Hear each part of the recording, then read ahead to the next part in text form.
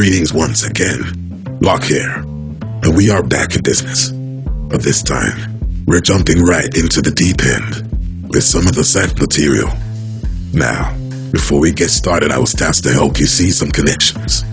You see, Jason has made the connection between the work of Bob Monroe and that of Jane Roberts, also known as the transpersonality Seth. In fact, as far as Jason is concerned, their work is like different rooms in the same mansion. Now they appeal to different types of mentalities. So it's easy to see why few people ever put them together. But they knew each other personally. And not only that, but the Monroes, both Bob and his wife, flew out to Elmira, New York to meet and be advised by Seth. And just what in the world could Seth advise Robert Monroe about? We sure as hell wish we knew. But so far, every effort to find a transcript or a summary or even some decent hearsay about that meeting has met with complete failure.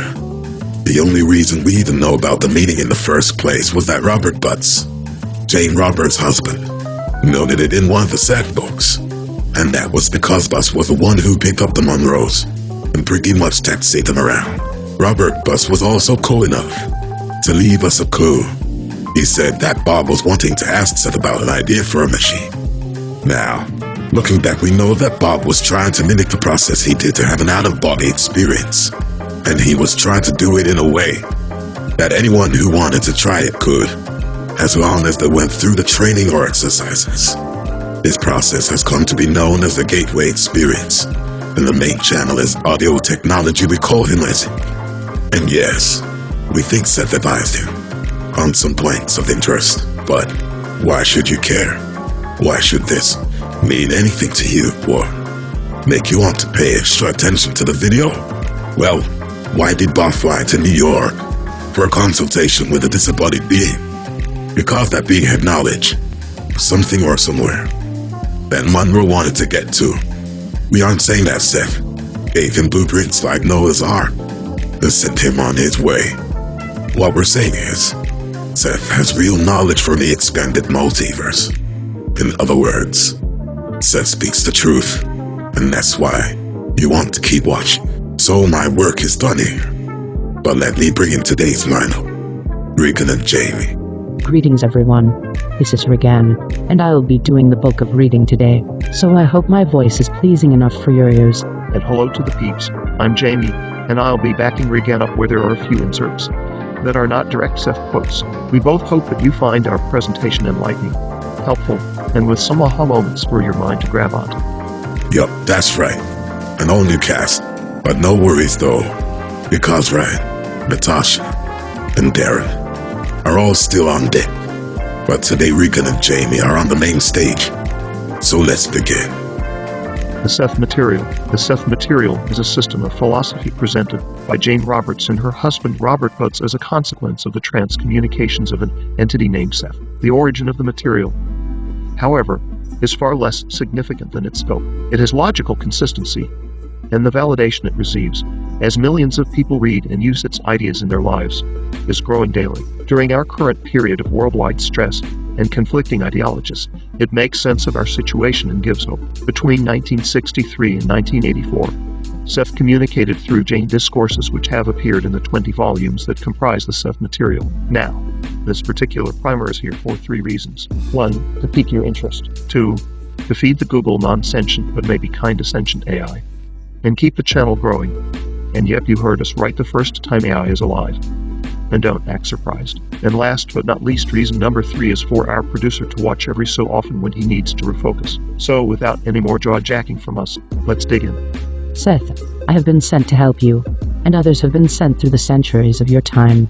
For as you develop, you also form new dimensions, and you will help others. I am in this room, speaking to Robert, although there is no object within which you can place me. You have a vehicle to use, a body that you call your own, and that is all. You are as disembodied as I am right now. I come here as though I appeared through a hole in space and time. What you call emotion or feeling is the connective between us. Now, there are no limitations or divisions to the self.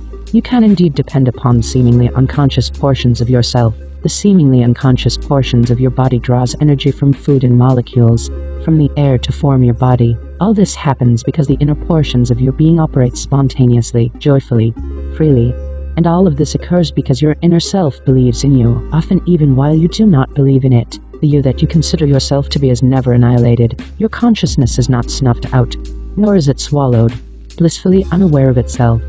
In some nirvana, you are as much a part of a nirvana now as you ever will be. You are in the process of expanding your psychic structure, of becoming a conscious participant with the soul. You are becoming what your soul is. There is nothing in your exterior experience that you did not originate within yourself. Interactions with others do occur, yet none occur what you do not attract or draw to you by your thoughts, feelings, attitudes, or emotions. In your terms, this applies both before, during, and after physical life. In a most miraculous fashion, you are given the gift of creating your own experiences. In this physical existence, you are learning how to handle the inexhaustible energy that is available to you. Some of your feelings and thoughts are translated into objects. These exist in a medium you call space. Others are translated into events that exist in a medium you call time. Both of the concepts of space and time are illusions. They exist only in the physical realm. Since you are a part of being, then you in effect give yourself the life that is being lived through you. While physical, while you are in the flesh, you are a portion of nature, therefore, not apart from it. You cannot strive to be above nature, and still be yourself. Beyond myself there is another self, and still another, of which I am aware, and that self tells you that there is a reality beyond human reality, an experience that cannot be made verbal or translated into human terms. Now, reality has no beginning and no end. Hopefully, in your terms of time, you may get a glimpse of what I mean. There is indeed an expanding universe, and it is formed in the eternal present. In my book I will go as far as I can into those precepts, yet some of you will not follow. You create your own reality. That works, and is true, whether or not you follow, or care to follow, into these other realms. For those of you who do accompany me, I promise you an adventure, a creative alteration of consciousness, and experiences beyond those that you have known in your terms. You look at the world around you and are amazed at its richness and variety. Do you think that the inner world is not as rich, even more rich, more valid? Do you think there is but one kind of consciousness?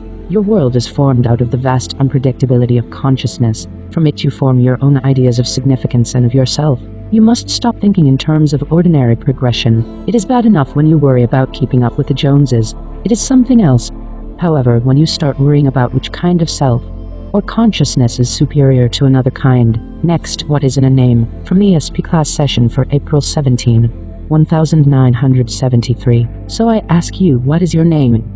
Each of you. My name is nameless. I have no name. I give you the name of Seth because it is a name and you want names. You give yourselves names because you believe they are important. Your existence is nameless. It is not voiceless, but it is nameless. The names you take are structures upon which you hang your images.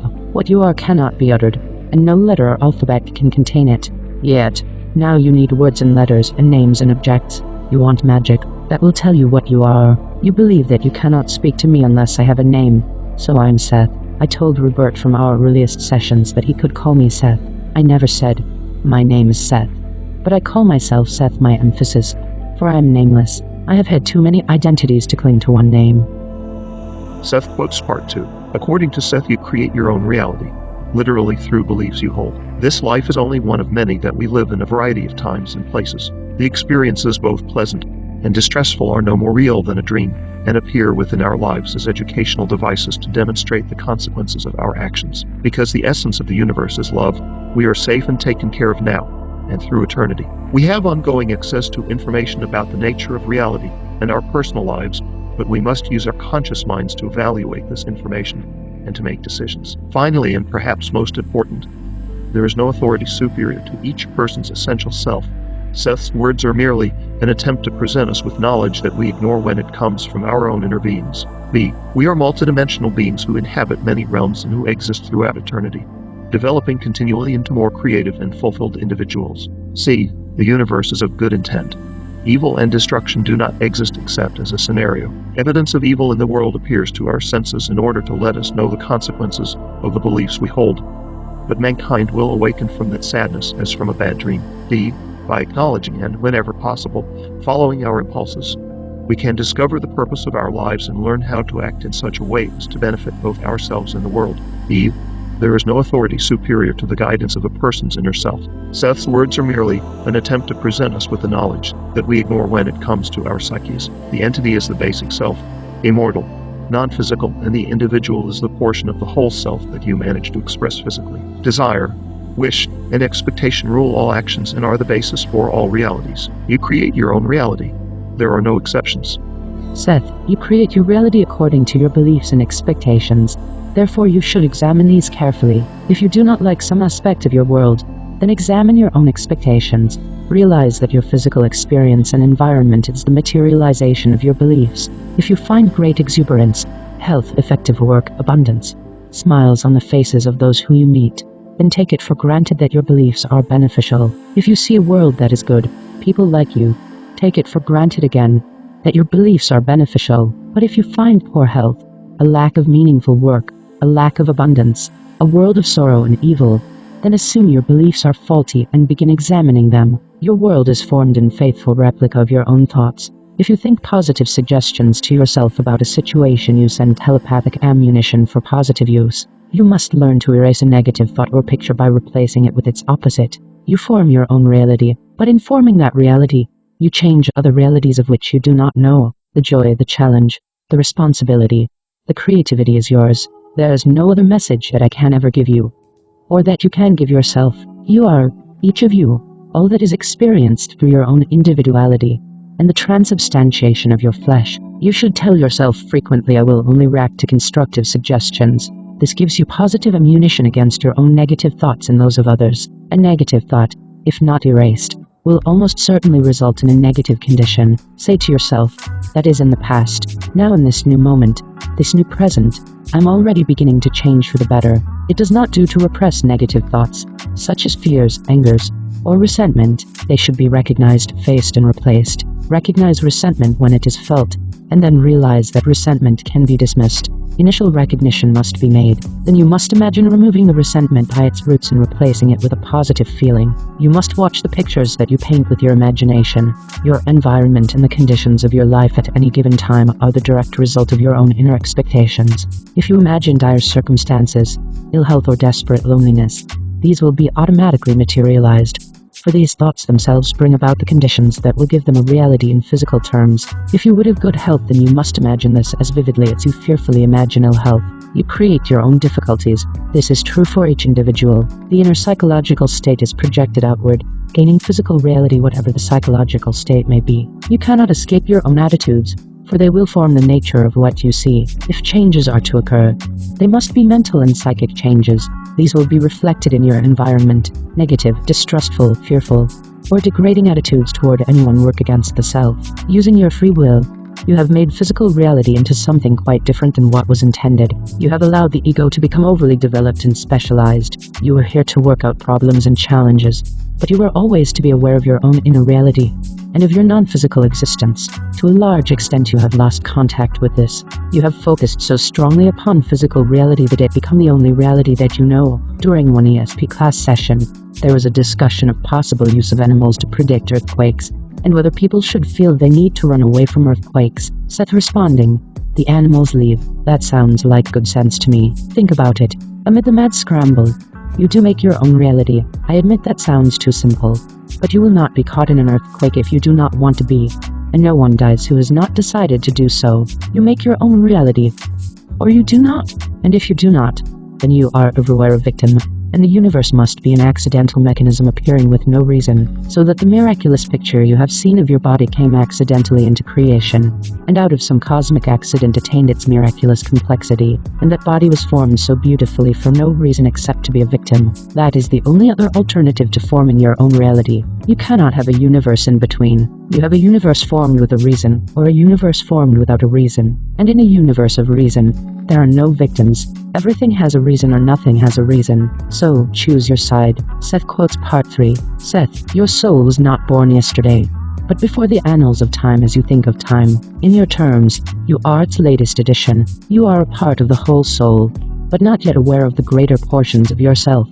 The characteristics that were yours at birth were yours for a reason. The inner self chose them. The inner self can even now alter many of them. You did not arrive at birth without a history. Your individuality was always latent within your soul. The pattern that is you is written first of all in the psyche and is then faithfully decoded in your genes and chromosomes. Your you is expressed in the flesh, but came first from the psyche, which is beyond or outside of the flesh. You are awake, alert, and participating in many more realities than you know, as your soul expresses itself through you. You are a living picture in flesh of yourself or your soul. You project what you think you are outward into flesh. It is more correct to think of the soul not as something you have, but rather as what you are. You frequently consider the soul as a finished thing that belongs to you but is not you. In truth, your soul is the most intimate, powerful part of your inner self and is forever changing and growing. Your soul is alive, responsive, curious, and in a constant state of becoming. The soul portion of you resides in other dimensions beyond the physical level. The soul portion of you is the most highly motivated, most highly energized, most potent consciousness unit known in any universe. Your soul, the soul that you are a part of, that soul is a far more creative, miraculous phenomenon than you can possibly imagine. Your soul possesses more wisdom, knowledge, information, and strength than you can ever be consciously aware of. The soul is not something waiting for you at death, nor is it something you must save or redeem. You cannot lose it. It is indestructible. The fulfillment of the soul is not dependent upon arrivals at any point, spiritual or otherwise. Your own personality as you know it, that portion of you that you consider most precious, most uniquely you, will never be destroyed or lost. If you maintain a limited concept of the soul, then you cannot take advantage of its many abilities that are your own, and to some extent, you cut yourself off from the source of your own being and creativity. The soul's abilities will continue to operate, but often in spite of what you believe rather than with your conscious cooperation. Your inner self knows its relationship with the soul. You think you perceive exclusively through your 5 physical senses, and yet you have only to extend your ego's idea of reality, and you will find yourself accepting quite readily the existence of non-physical information coming from the soul portions of yourself. Having become aware of the true nature of the soul, you can consciously begin to draw upon its greater energy, strength, and understanding. In so doing, your ideas concerning your own nature will change and expand, for you will have removed limitations to your growth. The wonderful results will be felt down to the smallest cells of your body and will affect the most seemingly mundane events of your life. You were born into a state of grace. It is impossible for you to leave it. You will die in a state of grace whether or not special words are spoken for you, or water or oil is poured upon your head. You share this blessing with the animals and all other living things. You cannot fall out of grace, nor can it be taken from you. You can ignore it. You can hold beliefs that blind you to its existence. You will still be graced but unable to perceive your own uniqueness and integrity, and blind also to other attributes with which you are automatically gifted. You sell yourself short if you believe that you are only a physical organism living within the boundaries cast upon you by time and space. You are a unique individual. You form your physical environment. You are part of all that is. There is no place within you that creativity does not exist. Seth quotes Part 4. Seth, identity and consciousness existed long before your earth was formed. Consciousness is the force behind matter, and it forms many other realities besides the physical one. So much of your energy is used in the physical productions that you cannot afford to perceive any reality but your own. Matter is the shape that basic experience takes when it comes into your 3-dimensional system. Your dreams, thoughts, expectations, beliefs and emotions are literally transformed into physical matter. Every nerve and fiber within the body has an unseen inner purpose. Nerve impulses travel outward from the body, along invisible pathways, in much the same manner that they travel within the body. These pathways are carriers of telepathic thoughts, impulses, and desires containing all the codified data necessary for translating any thought or image into physical actuality, altering seemingly objective events. This telepathy operates constantly at an automatic or subconscious level, providing communication to back up sensory data. Telepathy is the glue that holds the physical universe in position so that you can agree on the existence and properties of objects. The conscious mind was therefore expected to perform alone, so to speak, ignoring the highly intuitive inner information that is also available to it. It was not supposed to be aware of such data, yet any individual knows quite well that intuitive hunches, inspiration, precognitive information, or clairvoyant material have often risen to conscious knowledge. Usually, it is shoved away and disregarded because you have been taught that the conscious mind should not hold with such nonsense. However, Your conscious mind is meant to look into the exterior world and into the interior one. The conscious mind is a vehicle for the expression of the soul in corporeal terms. You must give up any ideas that you have as to the unsavory nature of the unconscious activity. You must learn to believe in the goodness of your being. Otherwise, you will not explore these other states of your own reality. I'm a poor imitation of the voices of your own psyche as to which you do not listen. I will be unneeded, and gladly so. When you realize that the vitality and reinforcement and joy are your own, and rise from the fountain of your own beings, when you realize that you do not need me for protection, for there is nothing you need to protect yourself against, you can become involved now in a new exploration, one in which man's civilizations and organizations change their course, reflecting his good intents and his ideals. You can do this by seeing to it that each step you personally take is ideally suited to the ends you hope to achieve. You will see to it that your methods are ideal. If you do this, your life will automatically be provided with excitement, natural zest, and creativity, and those characteristics will be reflected outward into the social, political, economic, and scientific worlds. This is a challenge more than worth the effort. I bid each of you success in that endeavor. Seth quotes Part 5. Seth, you were born with a built-in recognition of your own goodness. You were born with an inner recognition of your rightness in the universe. You are a cooperative species and a loving one. Your misunderstandings, your crimes, and your atrocities, real as they are seldom committed out of any intent to be evil, but because of severe misinterpretations about the nature of good and the means that can be taken towards its actualization. There are certain tendencies and mental stances that you will take about yourself, your body, and your life to one degree or another. Many of these will be directly or indirectly connected with old myths and beliefs of your forefathers. Your ideas of good and evil are highly important. For instance, if you can escape putting value judgments in these areas, if you consider illness as a kind of moral stigma, then you will simply add an unneeded quality to any condition of ill health. Such judgments are simplistic and ignore the great range of human motivation and experience. If you are bound and determined that duty creates only good, then any physical deficiency or illness or deformity becomes an affront to your belief, threatens it, and makes you angry or resentful. Your scientific beliefs tell you that your entire world happened accidentally. Your religions tell you that man is sinful. A generalized fear and suspicion is generated, and life too often becomes stripped of any heroic qualities. As long as you believe in the basic evil of man, then you must project upon yourself great punishment. You must see your world destroyed, as so will you have prophets to tell you so. And so they will speak the truth, for they will speak from your own beliefs in the idea of your own evil. Now, there will be no Holocaust unless you believe that you are so evil that you, as a race, must punish yourselves. But there will always be benign old spirits like me that tell you that, although you are bad, you are perfectly bad and utterly beautiful, and nothing will destroy you unless you are convinced you are, as a race, so evil you must be destroyed. And even then, only those who so believe will partake in that probability. The prophets speak truly, that speak of doom. They speak truly when they speak from a framework that believes in doom, but that framework is a mere probability that gains its strength only from a belief in evil. So the prophets felt that belief, and are themselves terrible driven by that belief, and paint dire pictures that reside within the psyche of those who themselves feel damned. There are other directions that your race can take, and I'm trying to point out those directions to you. And if you take those directions, then indeed in your terms there will be a birth of a new species, a species that understands its blessed creaturehood, that understands its spirituality, that does not despoil its planet, that purposefully creates the kind of world the same God will create, a God who has no need for heaven or hell. Quite simply, a belief in the good without a belief in the evil may seem highly unrealistic to you. This belief, however, is the best kind of insurance that you can have, both during physical life and afterward. It may outrage your intellect, and the evidence of your physical senses may shout that it is untrue. Yet a belief in good without a belief in evil is actually highly realistic.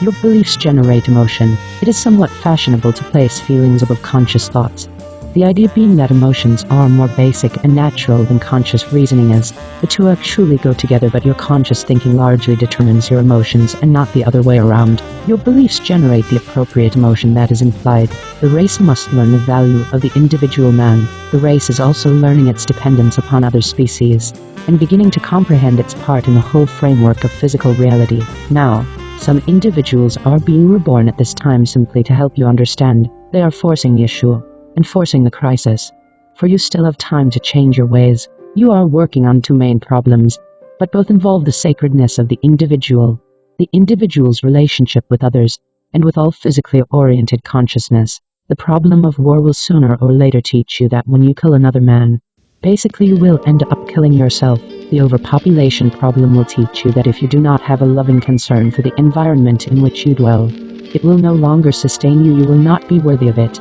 You will not be destroying the planet. You see, you will not be destroying the birds or the flowers, or the grain or the animals. You will not be worthy of them, and they will be destroying you. You have set up the problem for yourselves within the framework of your reference. You will not understand your part within the framework of nature until you actually see yourselves in danger of tearing it apart. You will not destroy consciousness. You will not annihilate the consciousness of even one leaf. But in your context, if the problem were not solved, it would fade from your experience. The crisis is a kind of therapy, and you need it now.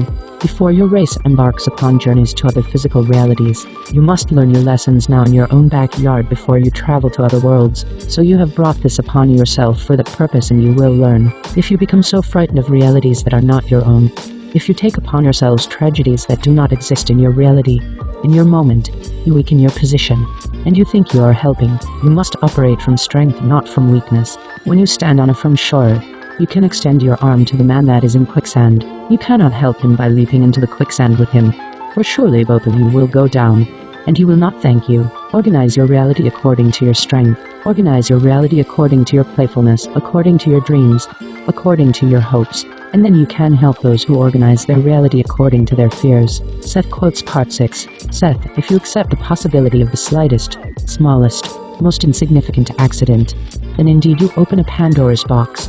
For logically, there cannot be simply one small accident in that case, but a universe in which accidents are not the exception but the rule. A universe in which, therefore, following logic, your consciousness would appear to be an accidental combination of atoms and molecules without reason or cause that will vanish into non-existence forever, even as, indeed, they would have come from non-existence.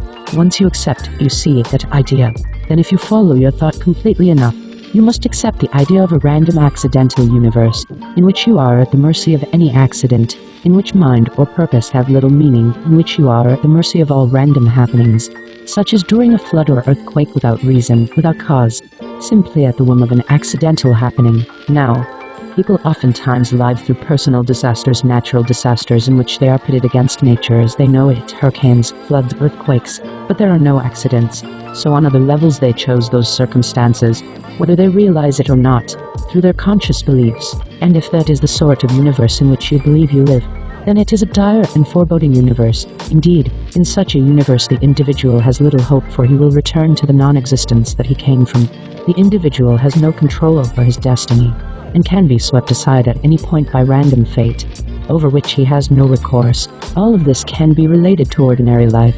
Whenever you think that you have a headache, simply because you have a headache, or you bump into a door, or you have an accident simply because you happen to be in a particular place at a particular time. Whenever you feel yourself powerless, then you think accidents just happen and that you have no control over them. The only answer is to realize that you form physical events, individually and in mass, and as I have said time and time again, you form the physical reality that you know. Seth quotes Part 7. Seth, your civilization is in sad straits not because you have allowed spontaneity or fulfillment to individuals, but because you have denied it, and because your institutions are based upon that premise. You think that, left alone, the natural inclinations of man would destroy civilization. Then, indeed, started civilization, if not the natural inclinations of man. What began a cooperation that allows people to unite even in tribes, if not the natural inclinations of man? If you learn to trust your being, then you will be able to trust your institutions and your civilizations.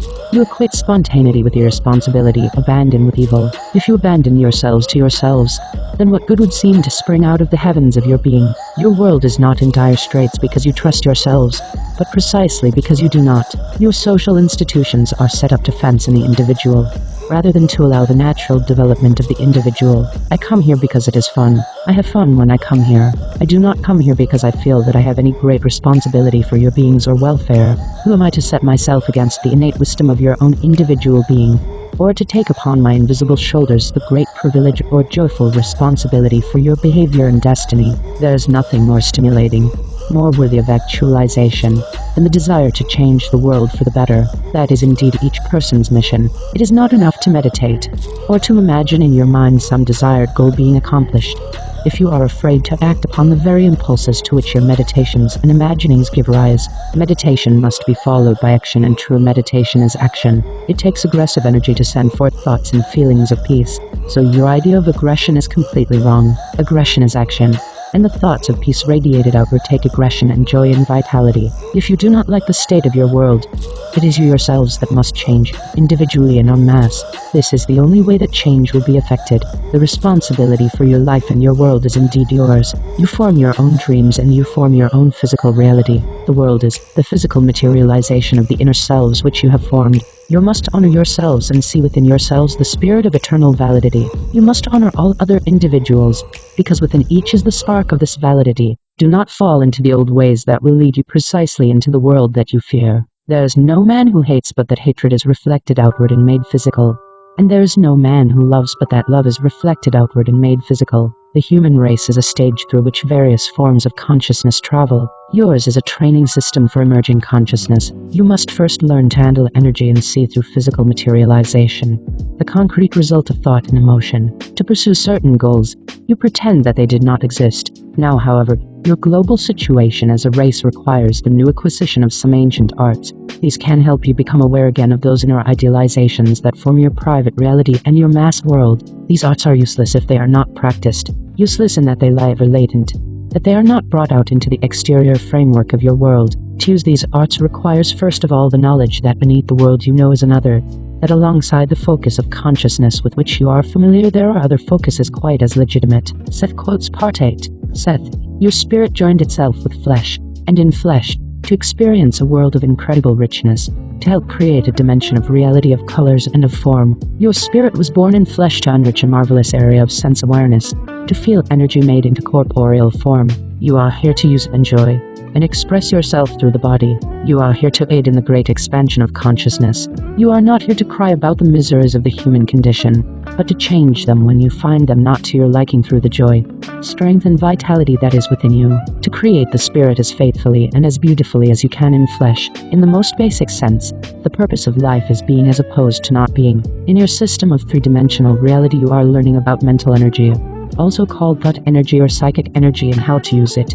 Knowledge about mental energy and its use is learned by constantly transforming your thoughts and emotions into physical form, your physical reality, and by them perceiving and dealing with the matter and events that are formed. From doing this, you are supposed to get a clear picture of your inner development as it is reflected by the exterior environment. You participate in physical reality so that you can operate and experience within this dimension. Here, you can develop your abilities, learn, create, solve problems, and help others. What is gross about your flesh, or about the seasons that sweep through it and across the earth? Where is there a greater exaltation, and where is there a finer power than what you are, and what is within you? From that do you form all of your realities and all your worlds. Look to dim horizons, bloodless ones in which you are spirit without form. If spirit did not want form, it would not have worn it. It would not make it daily in your image out of your own desires. It would not tremble in your fingertips and fly to the channel of your bone. Your creature does your divinity and your knowledge. For through your creature who does your divinity express itself. You are awake who believe you dream. You are dreaming who believe you are awake. For the terms are meaningless. You make your tomorrow out of your desire. As you form your present and your past, your God awareness is a God in you laughing. So rejoice. When gods do not need intestines, they will not make them. When gods do not enjoy the smile on your lips, you will not need the lips, and the gods will be the sorrier. And you will be the sorrier. Within your experience now is the joy of your being and that fine, astute, pure nature rousing itself up through stems of flesh and limbs of arms, looking out through your own individual eyes at the universe it has created, and finds it good. What is gross about your being? Only your belief. You shine with the reality that in other universes appear as stars, and they look and they say, what beauty, what distance, and what fine, undefinable existence is this. As all of you know, that as all of you need telling not from me, but from yourself. Spontaneity knows its own order. If you did not distrust yourselves so thoroughly, you would not worry about your responsibilities. Being yourself automatically fulfills any responsibility. The gods created the universe out of joy and playfulness and creativity, not because they thought they had to. Your being is blessed and spontaneous because it is, and fulfilling it with nature automatically fulfills your purposes and, in your terms, your responsibility. If you are the self that you are, You use your abilities out of joy. When you use your abilities out of responsibility, you distort them. You help because you think you should, not because it is a joyful part of your being. And you begin to question, who needs my help most? Can you imagine the sun thinking, who needs my help most? Should I send forth my rays upon this flower, or that one? Which flower needs my help most? Or the rain saying, which blade of grass should I bless with myself? No, the sun is itself, as you are yourself, and through your being you bless yourself and all others. Being yourself, you can trust yourself, then your responsibilities are automatically fulfilled. But if you do not trust yourselves, there is no responsibility that you can fulfill, and no one that you can truly help. If you could but perceive the miraculous nature of your own reality in this particular moment that you call the present, how dazzled you would be, and how little you would think in terms of purposes. Your reality is purpose and knows itself. What a rich, undefined miracle exists in each of your beings now. You look at paintings or a poem and call them great. If you could feel the miraculous structure of your own being now, and appreciate it, how you would wonder. The appreciation must come from yourselves. You think you are aware with techniques which you read about. Listen to just one cell within your body, and hear it sing with purpose, and integrity, and joy. Feel a leaf, feel the petal-like quality of your own thoughts. Be yourselves in the moment and again. What is the power of the present? I demonstrate it for you, but it is your own, and it is within you now. The energy that you perceive, you each have the same energy, speaking loudly and forcefully now, and it sings within your being. You need not be shy of it. It is your own. You need not look to gurus or gods or Ruperts or Seths. It dwells within you. There is a spirituality within your tissues. Physical existence is sacred and good. There is nothing wrong with it. Atoms and molecules, they are holy. Your consciousness is holy, and so is your little toe. You can aspire, you must aspire, for that is within you. But all that is now within you. You do not have to traverse worlds. You do not have to meet hopeless little gods at doorways to let you know whether or not you can enter or follow through on tests. As some psychics tell you, you do not have to take upon yourselves definite rituals. You have only to look within yourself for the source of exaltation, creativity, and song. Now, Rupert makes contact with me, but having made contact, I'm like some vital, ever-growing field that you finally reach. It is up to you to wander in that field and pluck your own idiot flowers and find your own paths. At this moment the field is there, the field that is my reality and yet is your own reality, and you must intellectually probe it and intuitively probe it and find your own paths within it. Its sources rise from your own being and from the fountainhead of creativity that is within each of you. The teacher is within each of you, and you are yourselves the teacher that you do not recognize, and the voice that speaks in your dreams is the voice of yourself that you do not recognize, speaking from the ancient founts of knowledge that are your own. I have told you often that I am no spooky guide that speaks in the night. I am myself, but I am also the speechless portion of your own selves. I am height that you have reached and do not know that you have reached. I am your own heartbeat. I do have my own individuality. Yet this in no way means that there is not a meeting ground between what I am and what you are. I want you to understand that in this moment in your time, your very cells respond to what I say, not because I say it, but because your cells also speak through my voice and the forgotten portions of you to which you do not listen. The voice that cries in the wilderness is your own, and the voice that answers from eons of time that you do not understand is your own. You have counterparts, you are not alone. You have brothers and sisters that you do not recognize, stratums that fly through the night. In your terms now, have known consciousness and song. The air that brushes past your cheek is alive. It too has known love and exultation and will again. Remember, therefore, that your own vitality is without bounds, that it is ever new, that it sweeps through your own frame as easily and as naturally as the energy sweeps through this form, that you have only to accept it and acknowledge it. The vitality of life is not quiet. It is not adult. It is not dignified. It is. All the alleyways down which you have traveled have openings. Any disasters that you have worked upon yourselves have openings. Any energy that you need to direct to any part of your physical image is yours for the asking. Any thought that you have is creative, as easily and miraculously as a flower grows or as a hair grows out of your skull or as a thought rises from your brain. That energy resides within you. That energy is your own divinity rests within it. The bridgeways that you form and that all of you know are made of this vitality. In silence it grows and is nurtured, but it is not of itself quiet. It is vigorous and it is not afraid of quiet. It forms you. Get on good terms with it and do not deny it. I ask you to identify with the power behind this voice and to feel it within your very cells, for it is your own power, your own energy, your own knowledge, and the divinity from which you have sprung and which is a part of each of you. The voice that answers is your own. Then listen to it with love and understanding. Setup 4 Part 9. Notice here that Seth is addressing changing mass reality. But mass reality is not our focus on this YouTube channel, and that's for so many reasons. It deserves its own series of videos. However, it is important for you to be aware of the ocean you're swimming in. So let us continue. 2 young women visited Rupert lately. They were exuberant, energetic, and filled with youthful idealism. They wanted to change the world. Working with the Ouija board, they received messages telling them that they could indeed have a part in a great mission. One young lady wanted to quit her job, stay at home, and immerse herself in psychic work, hoping that her part in changing the world could be accomplished in that manner. The other was an office worker. There is nothing more stimulating, more worthy of actualization, than the desire to change the world for the better. That is indeed each person's mission. Intently, you begin by working in that area of activity that is your own unique one, with your own life and activities. You begin in the corner of an office, or on the assembly line, or in the advertising agency, or in the kitchen. You begin where you are when you fulfill your own abilities, when you express your personal idealism through acting it out to the best of your ability in your daily life. Then you are changing the world for the better. And did you hear that? Seth took them right back to self, because the self is the only thing you need to change. And now back to Seth. Seth quotes Part 9. Seth, if you cut your finger, it is no accident. If you stub your toe, it is no accident. If you come down with the flu, or with a virus, it is no accident. If you have a chronic physical difficulty, it's no accident. If you are creative, it is no accident. If you get good news, it is no accident. If lovely things happen to you, it is no accident either. You form your reality, and this applies all the way up or down the scale. From the consciousness you now have to the tiniest molecule in the tiniest eyelash on your body. It is only when you are not willing to face consciously your own beliefs, and face them through and make distinctions, that seemingly unconscious accidents occur.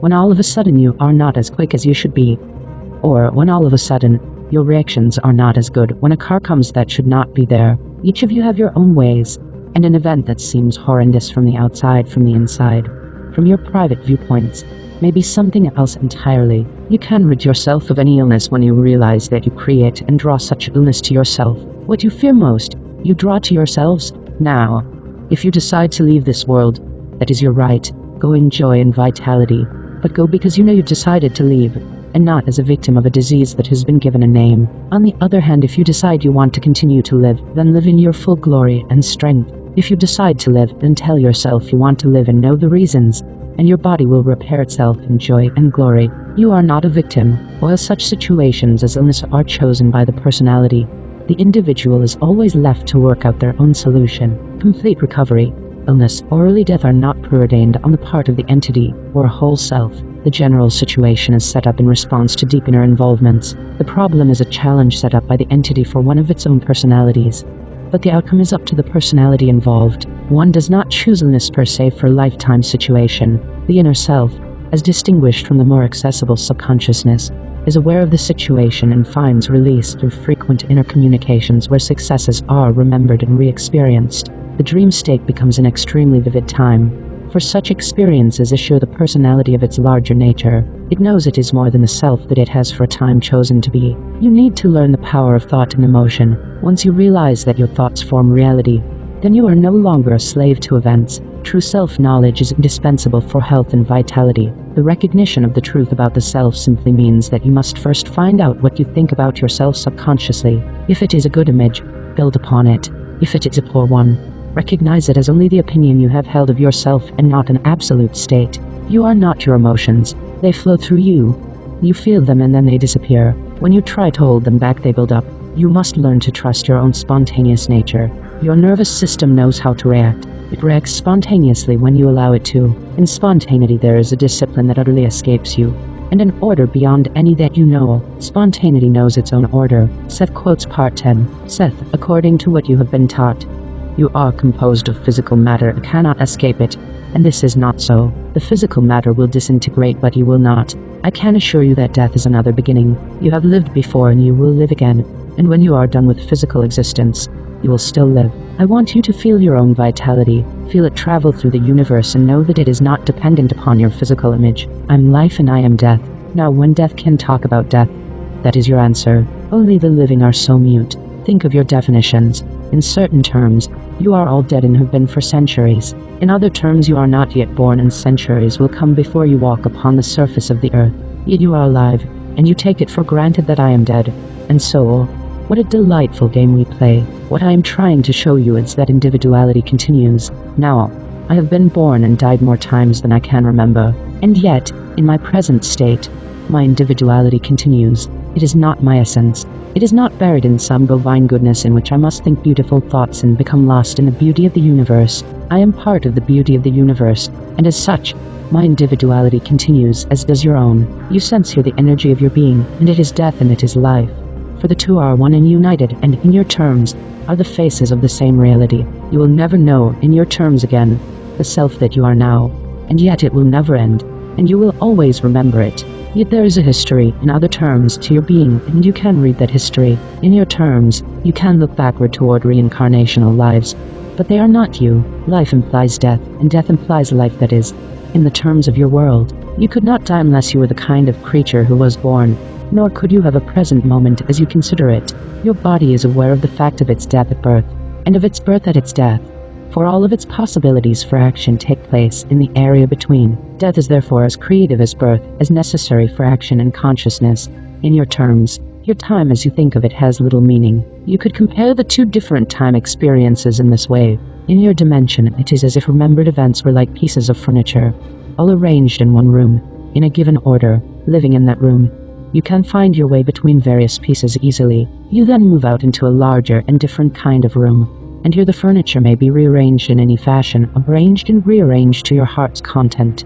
You may form different combinations from it and use it for different purposes, as you might visit a new residence and move some of your belongings there before you officially make it your own. There will be guides to help you, and you will hardly notice that you have entirely moved in, for you will feel so at home. Shortly, training periods will begin. It will become your turn then to help others and be their source of strength. Now the new body is, of course, not a new one at all, but simply a body not physical in your terms, one that you use in astral projections, one that gives the vitality and strength to the physical body that you know. Your flesh is embedded in it now. When you leave the physical body, the other body is quite real to you and seems physical, although it has many more freedoms. First of all, there are verbal difficulties having to do with the definition of life. It appears to you that there is living matter and non-living matter, leading to such questions as, how does non-living matter become living? There is no such thing, in your terms, as non-living matter. There is simply a point that you recognize as having the characteristics that you have ascribed to life or living conditions,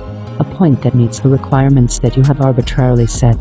This makes it highly difficult in a discussion, however, for there is no particular point at which life was inserted into non-living matter. There is no point at which consciousness emerged. Consciousness is within the tiniest particle. There was no point at which consciousness was introduced, because consciousness was the illumination from which the first cells emerged. There is a design and a designer, but they are so combined, the one within and one without, that it is impossible to separate them. The Creator is also within its creations, and the creations themselves are gifted with creativity that each contains an infinite capacity for development, and each is innately blessed. In the dawn of physical existence, men knew that death was merely a change of form. What you call death is rather your choice to focus in other dimensions and realities. You do not acquire a spirit at death. You are one. Now, you adopt a body as a space traveler wears a spacesuit, and for much the same reason. Seth quotes Part 11. Seth, you are not any of those past selves. Even though they are a part of the history of your being, they are themselves in their own space and time. You are as different from those reincarnational selves. Therefore, as you are from your parents, though you share certain backgrounds and characteristics, so you can theoretically expand your consciousness to include the knowledge of your past lives. Though those lives were yours and not yours, the next step is taken when identity is able to include within itself the intimate knowledge of all incarnations. Yet in this state, the independence of the various reincarnated selves is not diminished, as each separate identity then seeks to know and experience its other portions. And all that is learns who and what it is. The action never ceases its exploration of itself. In each life, you choose and create your own settings or environments, and in this one, you chose your parents and whatever childhood incidents that came within your experience. You wrote the script. Like a true absent-minded professor, the conscious self forgets all this. However, so when tragedy appears in the script, difficulty or challenges, the conscious self looks for someone or something to blame, and consciousness splits off from itself. The original is not less, but a new synthesis occurs. Such psychological births take place often in one life. quite escaping your notice. The self is quite able to keep track of its own journeys into various realities and times, and feels no confusion. Reincarnation involves the historical periods that you recognize in the seemingly sequential progress of events. Your reincarnational selves more or less belong to the same probability, translated into historical terms, since all time is simultaneous. However, all frameworks of historical nature are being formed at once. In those terms, you are born in the past with your knowledge of the future held in unconscious abeyance, and you are born in the future convinced that your knowledge of the past comes only from history books. The entire complex social world rests, however, on strong probable relationships, and the power behind civilizations rests upon a great unconscious rapport, and is built upon, in any given present, future, and past personal and social relationships. An excess of male lives will turn a personality sire in a feminine manner, without the inner understanding and compassion that is usually associated with the female sex. In like manner, consistent feminine personalities will turn harsh without the inner strength usually associated with the male sex. For this reason, most entities live lives as male and female. It does not follow that everyone with whom you are concerned was also involved with you in past lives. You will always meet new personalities in various existences, as well as people you have known. When you leave the physical system after reincarnations, you have learned the lesson and you are literally no longer a member of the human race, for you elect to leave it. Only the conscious self dwells within it in any case, and other portions of your identity dwell simultaneously within other training systems. In more advanced systems, thoughts and emotions are automatically and immediately translated into action, into whatever approximation of matter there exists. Therefore, the lessons must be taught and learned well. The teachers within your system are those in their last reincarnation, and other personalities who have left the system but have been assigned to help those still within it. The system also includes some fragment personalities which are entering for the first time, as well as those in later reincarnations. Seth quotes Part 12, Seth, if you prefer, you can call the Supreme Psychic Gestalt God, but you should not attempt to objectify him. What you call God is the sum of all consciousness, and yet the whole is more than the sum of its parts. It is not one individual, but an energy gestalt. It is a psychic pyramid of interrelated, ever-expanding consciousness that creates simultaneous and instantaneously universes and individuals that are given duration, psychic comprehension, intelligence, and eternal validity. Its energy is so unbelievable that it does indeed form all universes, and because its energy is within and behind all universes, fields, and systems, it is indeed aware of each sparrow that falls. For it is each sparrow that falls, dimly remembered through what you would call history. There was a state of agony in which the powers of creativity, existence were known, but the ways to produce them were not known. All that is existed in a state of being, but without the means to find expression for its being. All that is had to learn this lesson, and could not be taught. From this agony, creativity was originally drawn, and its reflection is still seen. All that is retains the memory of that state, and it serves as a constant impetus toward renewed creativity. Desire, wish, and expectation, therefore, rule all actions and are the basis for all realities. Within the dreams of all that is, potential beings had consciousness before any beginning as you know it. All that is saw an infinity of probable, conscious individuals. These probable individual selves found themselves alive within a God's dream, and they clamored to be released into actuality. All that is yearned to release them and sought within itself the means to do so. Finally, with love and longing, it let go of that portion of itself, and they were free. The psychic energy exploded in a flash of creation. All that is loves all that it has created down to the least, for it realizes the dearness and uniqueness of each consciousness which has been wrested from such a state of agony.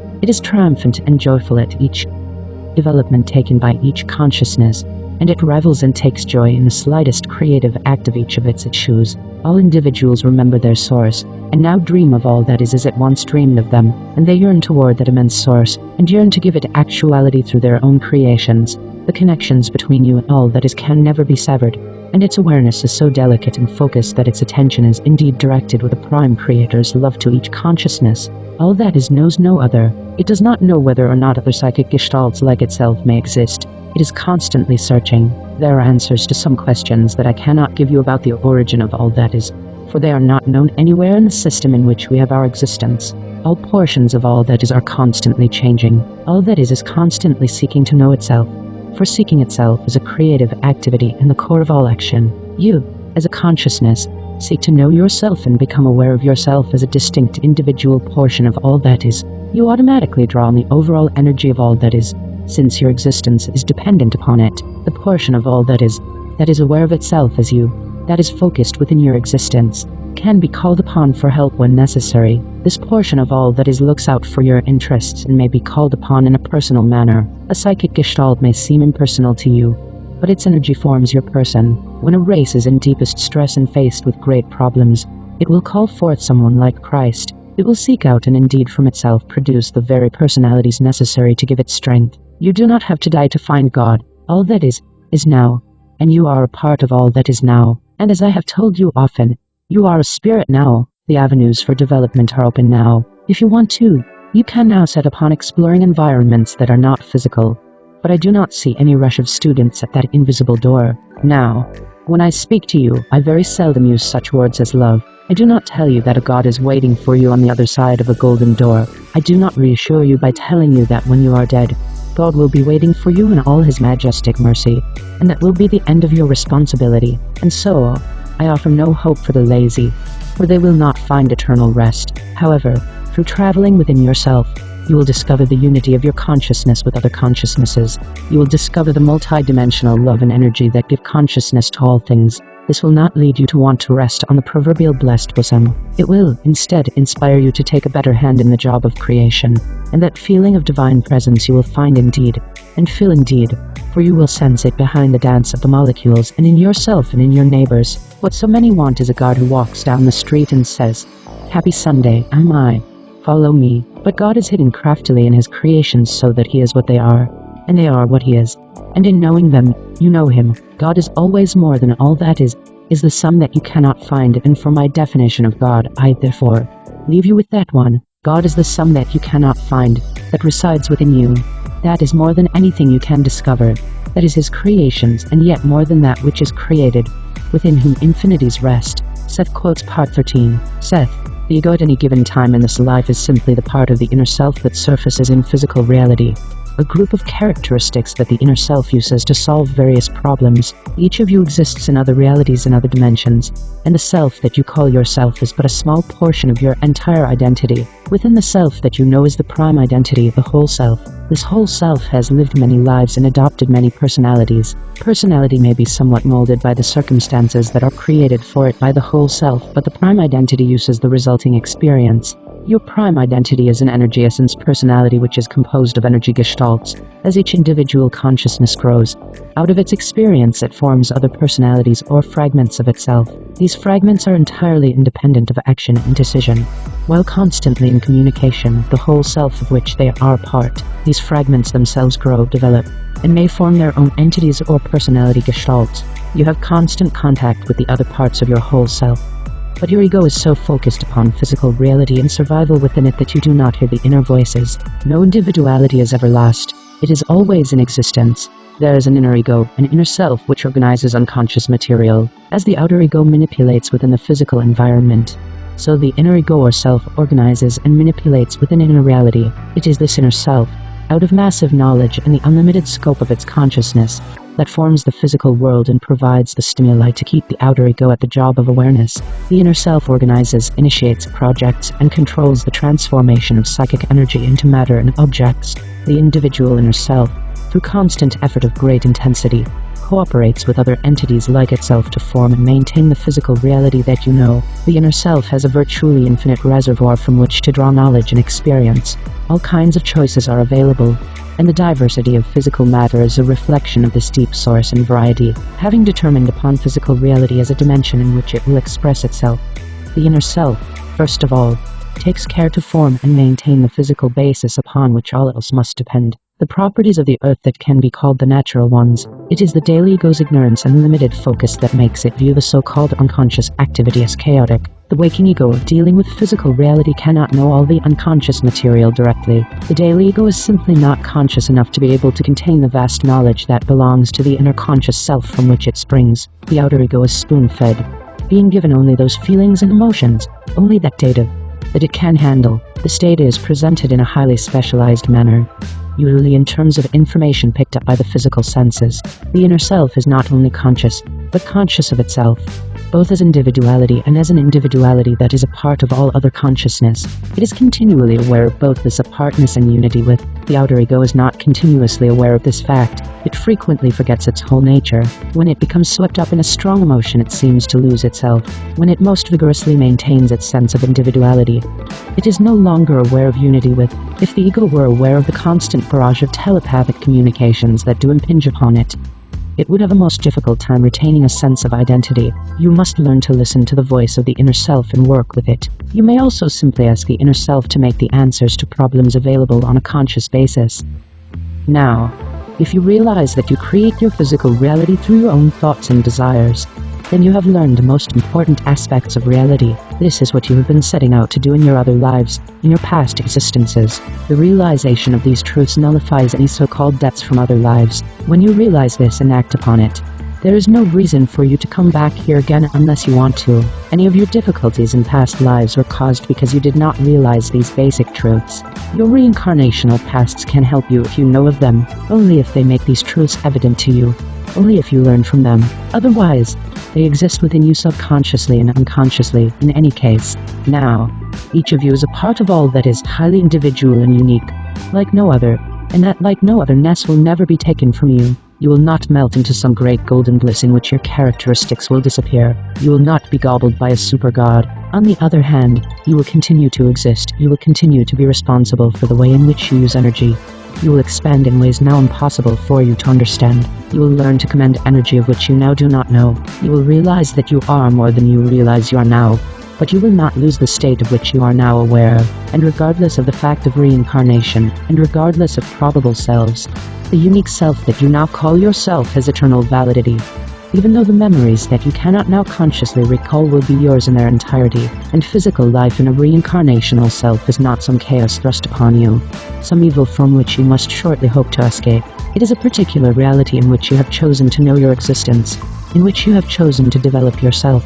And again, it is indeed a system like no other system, a unique and dear and beloved portion of reality in which you have chosen to flourish for a while, and in denying it, again, you deny the reality of experience. In other terms, you will leave this system for others, but there will be a portion of you yet, no matter how many eons pass, that remembers a spring evening and the smell of autumn air, and those things will always be with you when you want them. You make your own flesh and your own world, as now en masse you form the evening. These are creations of yours, and of your kind. They are not prisons to be escaped from. The whole self is involved not only in this reality but in other realities. The whole self sends a portion of itself into various realities. These portions of the whole self are to learn to materialize as best they can the strength and energy as they know it in whatever camouflage they find themselves. The whole self gives you, therefore, a responsibility, and it leaves it mainly up to you. The whole self gives you help at times, for within you is the knowledge of your connection with the whole self, and you are never given a chore more difficult than your abilities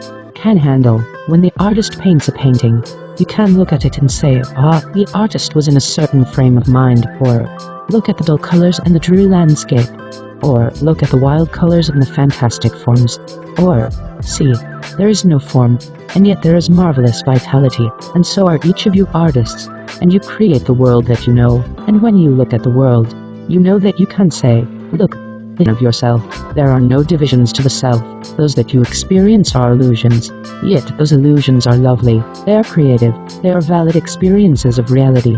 You are over-concerned, however, about the nature of your own individuality, and afraid to open up to the greater areas of your own being. You are all of yourselves at once. The aviator is not swallowed or lost or annihilated or betrayed or forgotten, for the inner self knows who it is. The inner self knows the personalities that constantly emerge from its own being. And again, you are simply, understandably, trying to define the nature of creativity and worried lest your own individuality be lost within it, and such is not the case. We will lead you gently into the greater areas of your own being, where your seeming contradictions vanish in the light of your own knowledge. You listen to these words that are spoken in English, yet beneath the words rises a knowledge that is inherent in your own being. Let that knowledge then joyfully rise, and when the words that I speak reach you, then will indeed the verbs and the nouns, the vowels, and the syllables turn into birds of knowledge, that fly out of your own skulls and through the dreams of your nighttime, and transform your days. If I do no more than this, let me be an echo for the energy of your own being and remind you of your ancient and ever-new knowledge. Emerge out of the knowledge of yourselves, and translate what you know into the world of flesh. Seth quotes part 14. Seth, humanity dreams the same dream at once, and you have your mass world. The whole construction is like an educational play in which you are the producers as well as the actors. There is a play within a play within a play. There is no into the within of things. The dreamer dreams, and the dreamer within the dream dreams. But the dreams are not meaningless, and the actions within them are significant. The whole self is the observer and the participator in the roles. When you dream of others, they know it. When they dream of you, you know it. Seth Jane leaned forward, whispering and smiling as if telling a joke. In dreams, you are so dumb that you believe there is commerce between the living and the dead. You are so irrational as to imagine that you sometimes speak to parents who are dead. You are so unrealistic that it seems to you that you visit old houses, long ago torn down, or that you travel in exotic foreign cities that you have actually never visited. In dreams, you are so insane that you do not feel yourself locked in a closet of time and space, but feel instead as if all infinity but waited for your beckoning. If you were as knowledgeable and crafty when you were awake, then you would put all religions and sciences out of business, for you would understand the greater reality of your psyche. You would know where the action is. Your dead relatives survive. They often appear to you in the dream state. You usually interpret their visitations, however, in terms of your own station of reality. You see them as they were, confined to their relationship with you, and you usually do not perceive or remember other aspects of their existences that would not make sense in terms of your own beliefs. Throughout the ages, some have recognized the fact that there is self-consciousness and purpose in dream and sleep states, and have maintained, even in waking life, the sense of continuity of the inner self. To such people, it is no longer possible to completely identify with the ego consciousness. They are too aware of themselves as more. When such knowledge is gained, the ego can accept it, for it finds to its surprise that it is not less conscious but more, and that its limitations are dissipated. A man's thoughts and dreams are more far-reaching than he knows. They exist in more dimensions. They affect worlds of which he is unaware. They are as concrete, in effect, as any building. The dream world is constructed within a field that you cannot physically perceive, but it has more continuity than the world you know. When you are manipulating within physical reality, you have a fairly simple set of rules to serve you. Within dream reality, there is greater freedom. Each dream begins with psychic energy which the individual transforms into a reality which is just as functional and real as physical reality. Through our dreams, we change physical reality, and our physical daily experience alters our dream experience. There is constant interaction.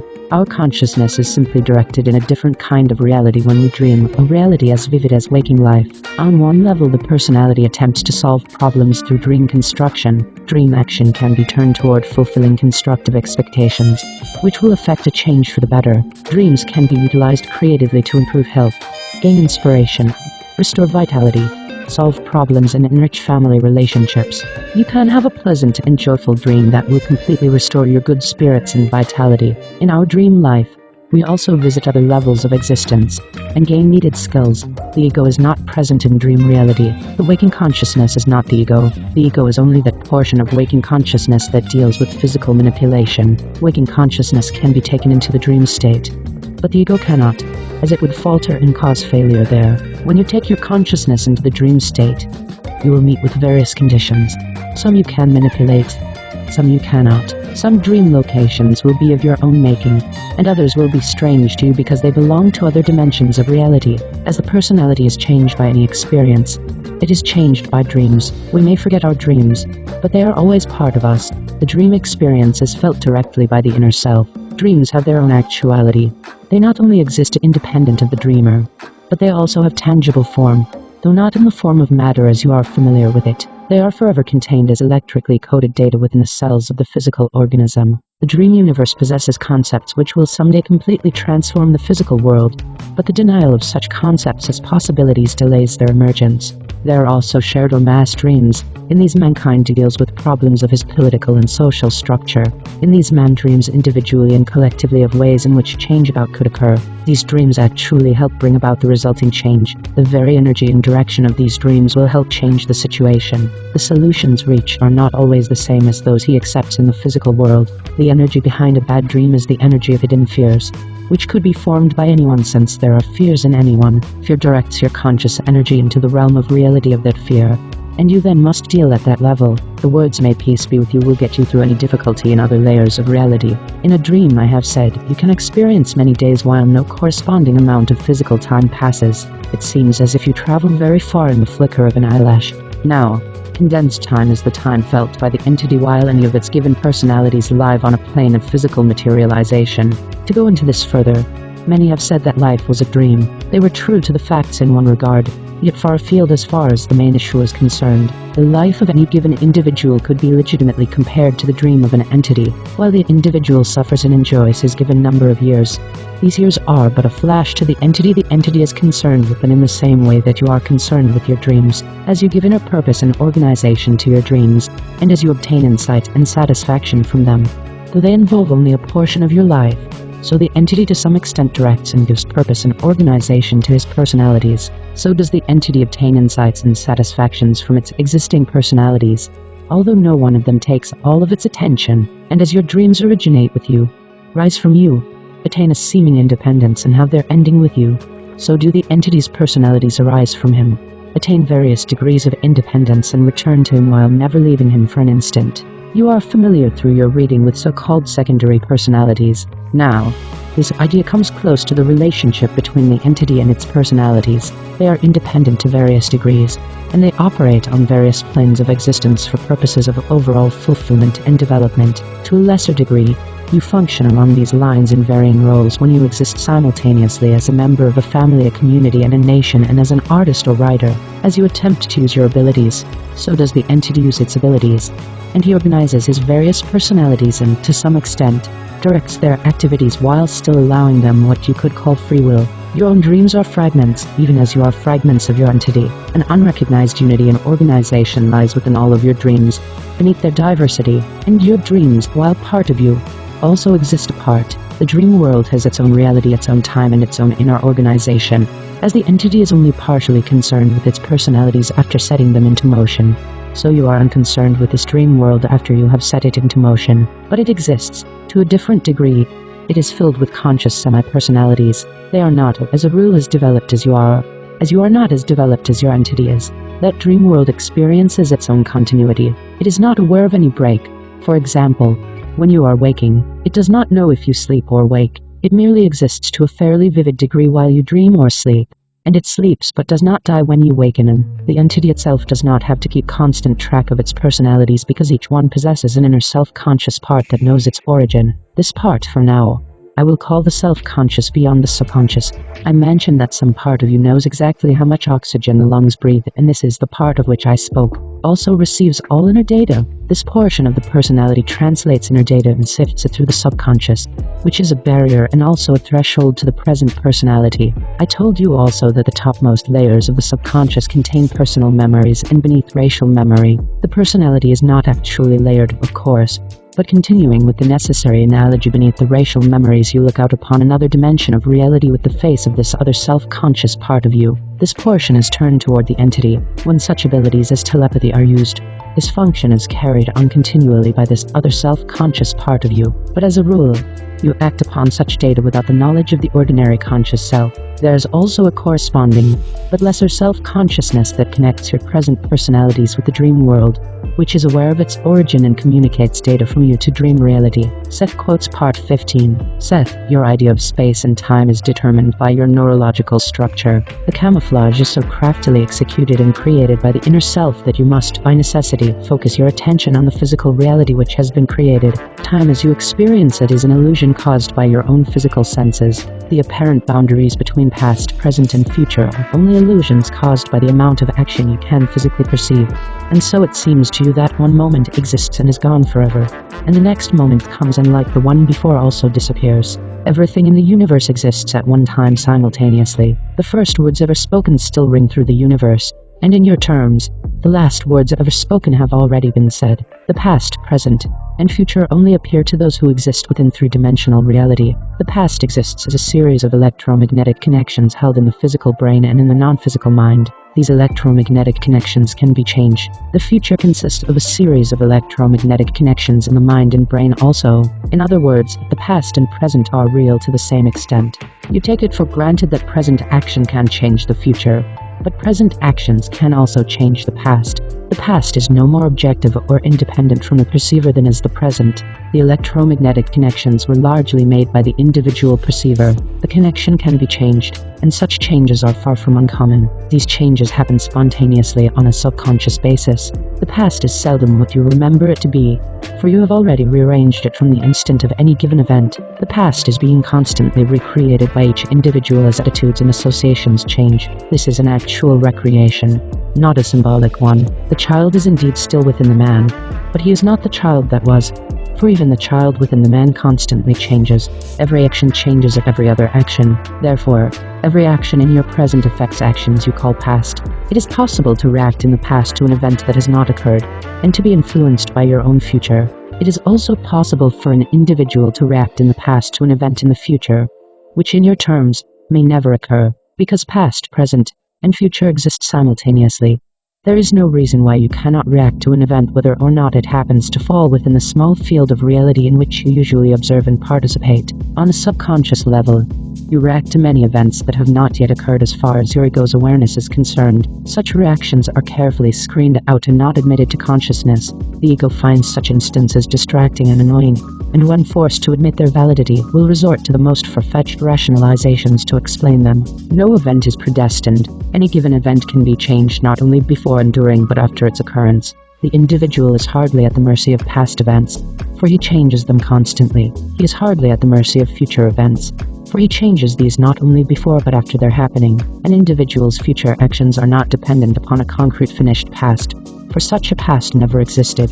The past is as real as the future, no more or less. There is a part of you that is not locked within physical reality, and that part of you knows that there is only an eternal now. The part of you that knows is the whole self, your inner and outer ego, all that you are. Seth quotes part 16. Seth, the ego is a jealous god, and it wants its interests served. It does not want to admit the reality of any dimensions except those within which it feels comfortable and can understand. It was meant to be an aid, but it has been allowed to become a tyrant. Even so, it's much more resilient and eager to learn than is generally supposed. It is not natively as rigid as it seems. Its curiosity can be of great value. Seth asks, why is it so difficult for you to learn what freedom is? I ask you, how far do you think a flower would get if in the morning it turned its face toward the sky and said, I demand the sun, and now I need rain, so I demand it, and I demand bees to come and take my pollen. I demand, therefore, that the sun shall shine for a certain number of hours, and that the rain shall pour for a certain number of hours, and that the bees come bees A, B, C, D, and E, for I shall accept no other bees to come. I demand that discipline operate, and that the soil shall follow my command. But I do not allow the soil any spontaneity of its own, and I do not allow the sun any spontaneity of its own, and I do not agree that the sun knows what it is doing. I demand that all these things follow my ideas of discipline. And who, I ask you, would listen? For in the miraculous spontaneity of the sun, there is a discipline that utterly escapes you and a knowledge beyond any that we know. And in the spontaneous playing of the bees from flower to flower, there is a discipline beyond any that you know. Laws that follow their own knowledge, and joy that is beyond command. True discipline, you see, it is found only in spontaneity. Spontaneity knows its own order. In the spontaneous working of your nervous system, what do we find? We see here the head of the dean that rests upon his shoulders, and the intellect that demands discipline. And yet all of this rests upon the spontaneous workings of the inner self, and the nervous system of which the intellect knows little. And without that spontaneous discipline, there would be no ego to sit upon the shoulders and demand discipline. You are like children with a game, and you think that the game is played by everyone. Physical life is not the rule. Identity and consciousness existed long before your earth was formed. You suppose that any personality must appear in physical terms. Consciousness is the force behind matter, and it forms many other realities besides the physical one. It is, again, your own viewpoint that is presently so limited that it seems to you that physical reality is the rule and mode of existence. The source and power of your present consciousness has never been physical, and where I am, many are not even aware that such a physical system exists. The physical system is an illusion, but you must accept it and from your viewpoint try to understand the realities that exist beyond it. You cannot objectify the inner portions of your own identity, and therefore you do not perceive them. So much of your energy is used in the physical productions that you cannot afford to perceive any reality but your own. Like children playing with blocks, you focus your attention on the physical blocks. The physical blocks appear very real to you when you dwell within their perspective. Other shapes and forms that you could perceive, you do not. Even in explaining other realities, I must use the words and shapes or you would not understand me. The human race is a stage through which various forms of consciousness travel. Yours is a training system for emerging consciousness. Before you can be allowed into systems of reality that are more extensive and open, you must first learn to handle energy and see through physical materialization, the concrete result of thought and emotion. Seth quotes part 17. Seth, now I bless you. But the blessings must come from yourselves. The real blessings must come from yourselves. You must realize that you are one with all that is, and within you is the only one who can give blessing. And you must be willing to accept the blessing that only you can give, and the joy that only you can give to yourselves and to one another. There should never be a word in any language that means repentance. There should only be a word that means I bless. For when you bless, you do not need to repent. For when you accept a blessing, there is nothing to repent. Love of all that is requires simply that you become open as air. For when you are open as air, then joy of all that is flows through you indiscriminately.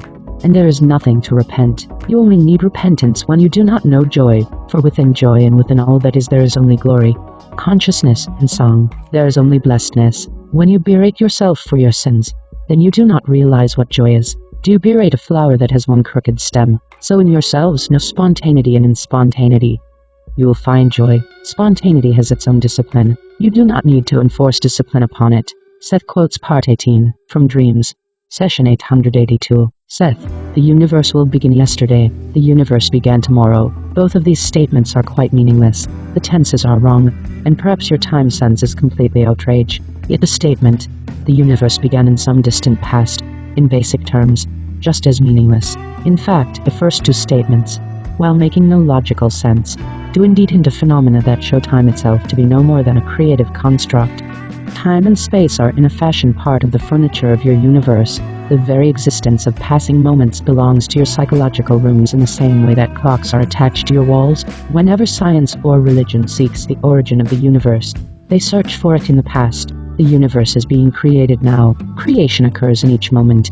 In your terms, the illusion of time itself is being created now. It is therefore somewhat futile to look for the origins of the universe by using a time scheme that is in itself, at the very least, highly relative. Your now, or present moment, is a psychological platform. It seems that the universe began with an initial burst of energy of some kind. Evolutionists cannot account for its cause. Many religious people believe that a God exists in a larger dimension of reality, and that he created the universe while being himself outside of it. He set it into motion. Many individuals, following either persuasion, believe that regardless of its source, the universe must run out of energy. Established science is quite certain that no energy can now be created or destroyed, but only transformed. Science sees energy and matter as being basically the same thing, appearing differently under varying circumstances. In certain terms, science and religion are both dealing with the idea of an objectively created universe.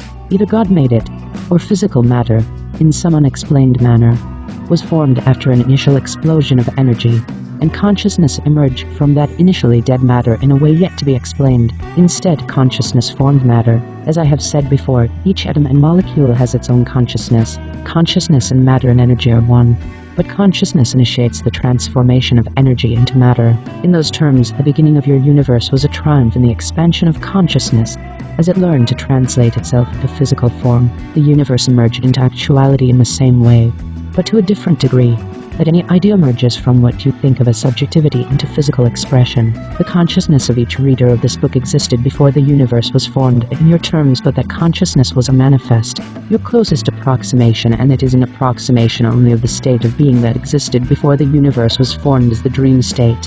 In that state before the beginning, your consciousness existed free of space and time, aware of immense probabilities. This is extremely difficult to verbalize, yet it is very important that such an attempt be made. Your consciousness is part of an infinitely original creative process. I will purposely avoid using the word God because of the connotations placed upon it by conventional religion. I will make an attempt to explain the characteristics of this divine process throughout this book. I call this process all that is. All that is so much a part of its creations that it is almost impossible to separate the creator from its creations, for each creation also carries indelibly within it the characteristics of its source. Seth quotes part 19, assorted excerpts from Seth's book, The Individual and the Nature of Mass Events. Rob speaking. When I arose early on the 26th so that I could wrap the proofs for mailing, however, I noticed that Billy didn't appear to feel well. Jane watched him while I went to the post office. He was no better when I returned. and as the morning passed we came to realize that he had a urinary problem. That afternoon I took him to our veterinarian, who kept him for treatment. The problem was serious. By then the cat was in great pain. Jane and I both wondered, why Billy? Why should such a seemingly perfect young creature suddenly become that sick? For no observable reason. On Tuesday the veterinarian told us by telephone that Billy was better, that probably we could take him home the following afternoon. I was to call before making the drive across town, though, Wednesday afternoon. Then, an hour before I was due to check, the phone rang. It was the vet, regretfully explaining that Billy had died an hour or so before. We were shocked because Billy's unexpected and serious illness reminded us of the almost universally accepted view that life is terribly vulnerable, any kind of life. Billy was a replacement for our previous cat, Willie, who died in November 1976 at the age of 16, and we'd found him at an animal shelter the next weekend after Willie's death. As far as having a pet to love went, we'd thought ourselves set for a number of years. At first we'd called the newcomer Willie too, but soon automatically shortened it to Billy. During the 836th session, Seth reminded us that animals do not think of long lives or short lives, but of a brilliant present, which in a way, compared to your framework, has no beginning or end, and in the deepest of terms a life's quality on a human scale cannot be judged primarily in terms of its length either. Seth, my dear friend's existence is larger than life or death. Life and death are both states of existence. An identity exists whether it is in a state of life or in a state of death. Your cat's consciousness never was dependent upon its physical form. Instead, the consciousness was itself choosing the experience of cathood. There was nothing that said, this consciousness must be a cat. Billy belonged in another probability, and in a fashion you switched probabilities for him, though without his consent. When you took him from the animal shelter, where he would have soon been done away with, his 3 years with you represented a grace period for him. He did not make this probability his own because of what you may call other commitments or rather other purposes. There is no such thing as a cat consciousness, basically speaking, or a bird consciousness. In those terms, there are instead simply consciousnesses that choose to take certain focuses. We have not touched upon some of these matters, and some are, again, most difficult to explain, as we wish to avoid distortions. These would have nothing to do with Rupert per se, but simply with the way you put concepts together at this stage of development. You both knew Billy was about to die, so did the plants in your house, and the trees outside your door. The cellular announcement was made that the strong possibility existed for the birth and death of each cell is known to all cells in the world. Cellular communication is too fast for you to follow. The cat could have changed its mind, of course, but the signals were sent out, and ahead of time. Several people who wrote to you picked up on that probability. The quality of identity is far more mysterious than you understand. For you assign an identity in a blanket fashion, say to each living thing. Now your dead cat, Billy, exists in the following manner. The units of consciousness that organized to form his identity as you knew it, still form that pattern, but not physically. The cat exists as itself in the greater living memory of its own larger selfhood, its organization. The cat exists inviolately, but as a part of the greater psychic organization from which it came. That identity of Billy's remains vital, known to itself whether or not it is reactivated in your terms. This is not necessarily always the case, and there is great variation. But Billy identified with the larger organization of the litter, that is, with his brothers and sisters, all of whom are also dead, and the consciousnesses of that litter are now together. They are forming a gestalt, where the 5 consciousnesses will merge to form a new identity. Seth quotes part 20. Now, there is an unknown reality. I am part of it, and so are you. Some time ago I suddenly appeared within your space and time. Since then I have spoken to many people. There would be nothing strange to anyone in any of this if I had been born into your world in a body of my own, in usual terms. Instead I began to express myself by speaking through Jane Roberts. In all of this there has been a purpose, and part of that purpose lies in this present book. Each individual is a part of the unknown reality. Because of my position, however, I am obviously more a part of it than most. My psychological awareness bridges worlds of which you are consciously aware, and others that seem, at least, to escape your notice. The woman through whom I speak found herself in an unusual situation, for no theories metaphysical, psychological, or otherwise could adequately explain her experience. She was led to develop her own. Therefore, and this book is an extension of certain ideas already mentioned in Adventures in Consciousness. To write that book, Jane Roberts drew on deep resources of energy. The unknown reality, however, is unknown enough to usual reaches of the most flexible consciousness, in your terms, that it can only be approached by a personality as couched in it as I am. Once expressed, however, it can be comprehended. One of my purposes then has been to make this unknown reality consciously known. Man thought once, historically speaking, that there was but one world. Now he knows differently, but he still clings to the idea of one God, one self, and one body through which to express it. There is one God, but within that God are many. There is one self, but within that self are many. There is one body, in one time, but the self has other bodies in other times. All times exist at once. Historically speaking, mankind chose a certain line of development. In it his consciousness specialized, focusing upon sharp particulars of experience, but inherent always, psychologically and biologically. There has been the possibility of a change in that pattern, an alteration that would effectively lift the race into another kind of weather. Such a development would, however, necessitate first of all a broadening of concepts about the self, and a greater understanding of human potential. Human consciousness is now at a stage where such a development is not only feasible, but necessary if the race is to achieve its greatest fulfillment. Jane Roberts' experience to some extent hints at the multidimensional nature of the human psyche and gives clues as to the abilities that lie within each individual. These are part of your racial heritage. They give notice of psychic bridges connecting the known and unknown realities in which you dwell. While you have highly limited concepts about the nature of the self, you cannot begin to conceive of a multidimensional godhood, or a universal reality in which all consciousness is unique, inviolate, and yet given to the formation of infinite gestalts of organization and meaning. In my other books I used many accepted ideas as a springboard to lead readers into other levels of understanding. Here, I wish to make it clear that this book will initiate a journey in which it may seem that the familiar is left far behind. Yet when I am finished, I hope you will discover that the known reality is even more precious, more real, because you will find it illuminated both within and without by the rich fabric of an unknown reality now seen emerging from the most intimate portions of daily life. Give us a moment. Your concepts of personhood are now limiting you personally and en masse, and yet your religions, metaphysics, histories, and even your sciences are hinged upon your ideas of who and what you are. Your psychologies do not explain your own reality to you. They cannot contain your experience. Your religions do not explain your greater reality, and your sciences leave you just as ignorant about the nature of the universe in which you dwell. These institutions and disciplines are composed of individuals, each restrained by limiting ideas about their own private reality, and so it is with private reality that we will begin and always return. Period. These ideas in this book are meant to expand the private reality of each reader.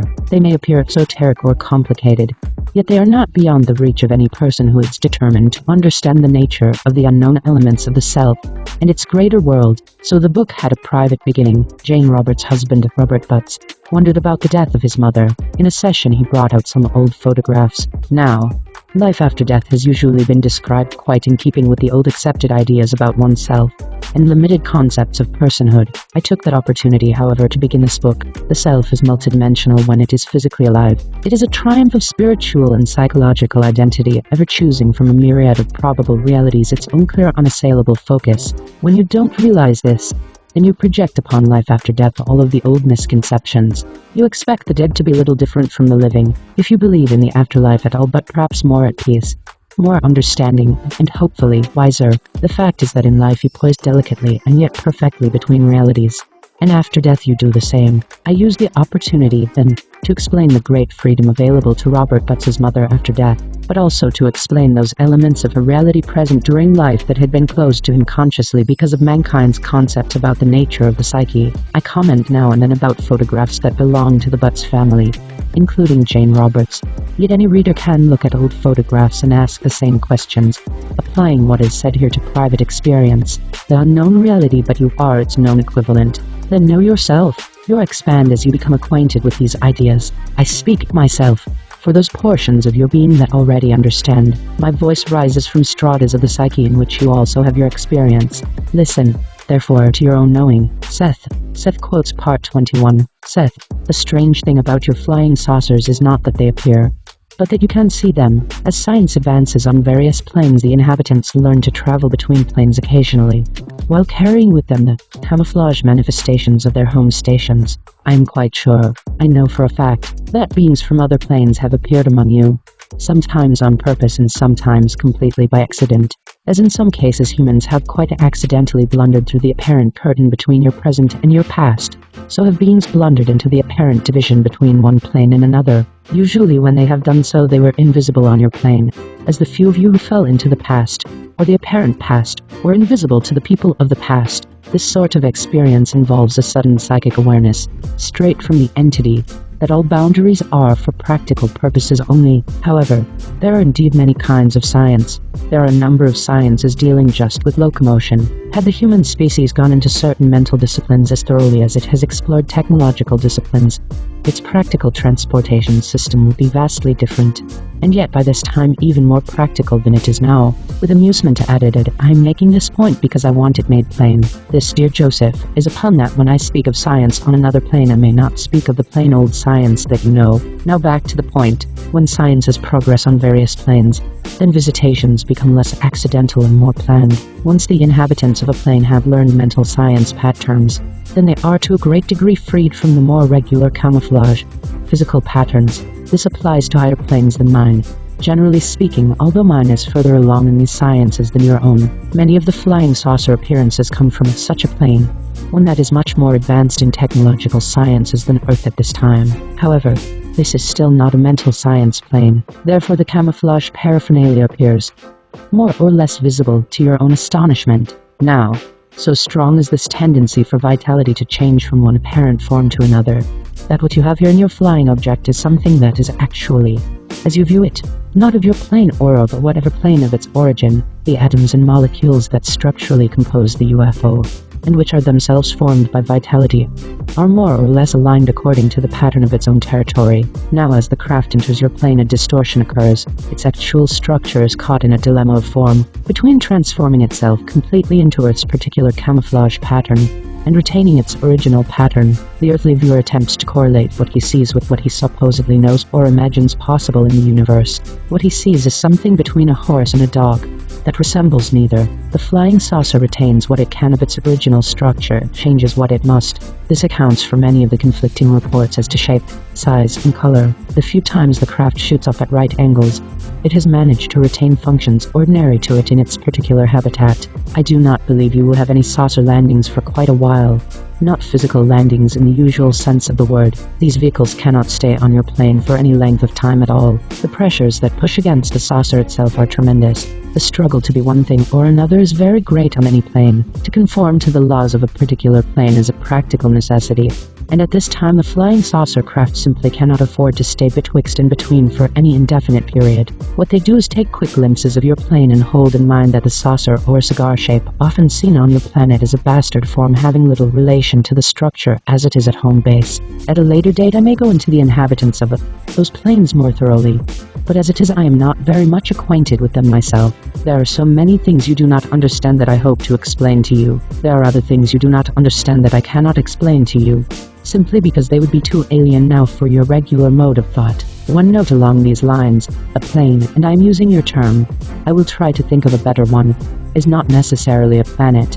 A plane may be one planet, but a plane may also exist where no planet is. One planet may have several planes. Planes may also involve various aspects of apparent time, this particular matter being too difficult to go into right now, although I will continue it later. Planes can and do intermix without the knowledge of the inhabitants of the particular planes involved. I want to get away from the idea of a plane being a place. It may be in some cases but is not always. A plane may be a time. A plane, believe it or not, may be only one iota of vitality that seems to exist by itself.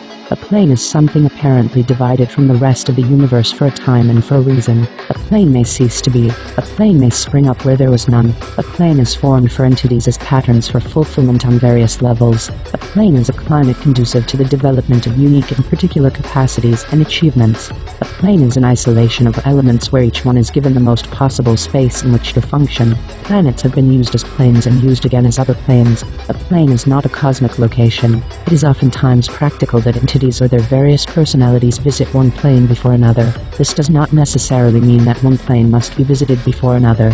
A certain succession is merely more useful for the entity as a whole. In other terms, you could say that an entity visits all planes simultaneously, as it is possible for you to visit a certain state, county, and city at one time. You might also visit the states of sorrow and joy almost simultaneously, and experience both emotions in heightened form because of the almost immediate contrast between them. In fact, the analogy of a plane with an emotional state is much more valid than that between a plane and a geographical state, particularly since emotional states take up no room. Seth quotes part 22. Now, You move into new areas of the self all of the time. The species is now entering such a phase, a period in which it will come more into its own. Mankind will be entering its own new house. Then what the physical changes will be the results of interior ones, and alterations in main lines of probabilities. Christian theology sees the end of the world in certain terms, with a grand God coming to reward the good and to punish the wicked. That system of belief allows for no other probability. Some see the end of the world coming as a greater disaster, or envision man finally ruining his planet. Others see periods of peace in advance, and each probability will happen somewhere. However, many of my readers, or their offspring, will be involved in a new dimension of self, but in which consciousness is fully explored and the potentials of the soul uncovered. At least to some extent, human capabilities will be seen as what they are, and a great new period of development will occur, in which all concepts of selfhood and reality will be literally seen as primitive superstition. The species will actually move into a new kind of selfhood. The errors of probabilities will be seen as practical, workable, psychological facts, giving leeway and freedom to the individual, who will no longer feel at the mercy of external events, but will realize instead that he or she is their initiator. Now, you squeeze the great fruit of your selfhood into a tiny, uneasy pulp, unaware of the sweetness of its juices or the variety of its seasons.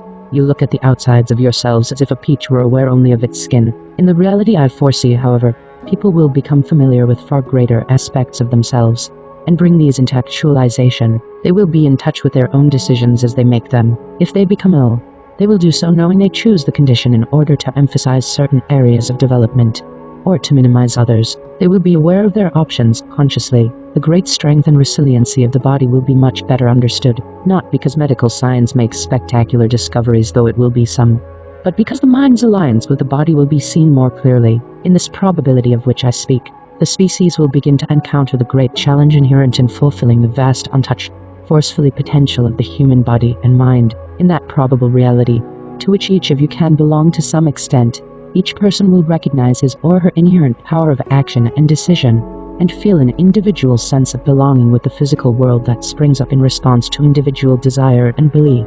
But remember, you call this your universe and your reality, and it is indeed, for you form it. Within you also is the knowledge of other great experiments that are being tried, just as other probable systems are aware of the experiments you are involved with.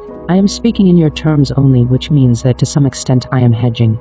But other civilizations have gone their route, some have failed, but the inhabitants of some Earths have succeeded very well. As you think of it, your future is not set. You can follow any road you choose, but until you realize that as individuals you each form your own personal life, and have a part in the mass creation of reality, there is much learning ahead for you. This is a lesson you are meant to fully understand within physical reality. You are not meant to judge physical reality. You are meant to realize that it is a materialization of your thoughts and feelings and images, that the inner self forms that world. In your terms, you cannot be allowed to go into other dimensions until you have learned the great power of your thoughts and subjective feelings. So even when you think you destroy nothing. And when you think you kill nothing. When you imagine that you can annihilate a reality, you can only assault it as you know it. The reality itself will continue to exist, because you cannot follow a thought. You wonder where it has gone. Has it fallen off some invisible cliff in your mind? But because you can no longer hold the thought in consciousness does not mean it no longer exists, that it does not have a reality of its own, for it does indeed. And if a world escapes you, if you cannot follow it and think it has been destroyed, then the same thing applies to the world as to the thought. It continues to live. Now, what I have said should inspire questions within you. Seth quotes part 23. Your ideas of Atlantis are partially composed of future memories.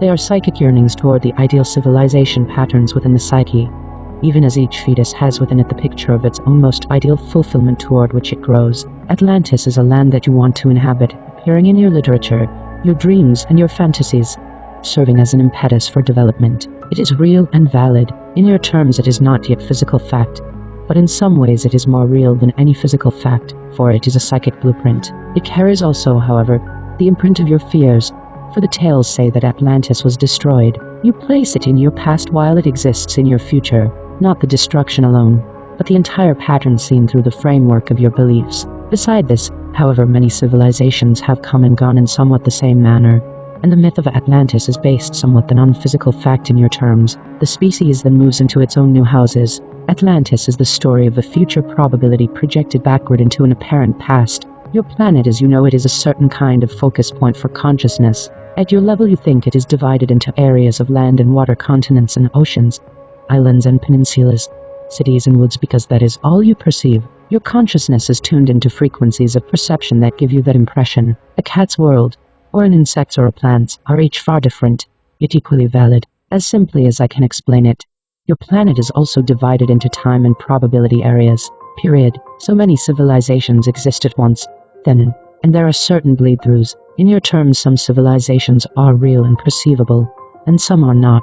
Atlantis, first of all, take it for granted as you do that your ideas about the age of the Earth are erroneous. There were intelligent human beings far earlier than is supposed, and because you assume a one-line kind of progression from an ape-like creature to man, you ignore any evidence that shows to the contrary. There were highly developed human beings with elaborate civilizations, existing simultaneously with what you might call animal kingdoms, that is, more or less organized primeval animal tribes, possessing their own kinds of primitive cultures. Those animal kingdoms, some of them, utilized tools, their senses were extremely acute, and their cultures dealt with a kind of transmission of knowledge that made a highly complicated vocabulary unnecessary. Those species did not vie for domination of the Earth, but simply shared the same general environment with the more sophisticated groupings beyond their own perimeters. There were many highly technical human cultures, but in your terms not on a global scale. The legend of Atlantis is actually based upon several such civilizations.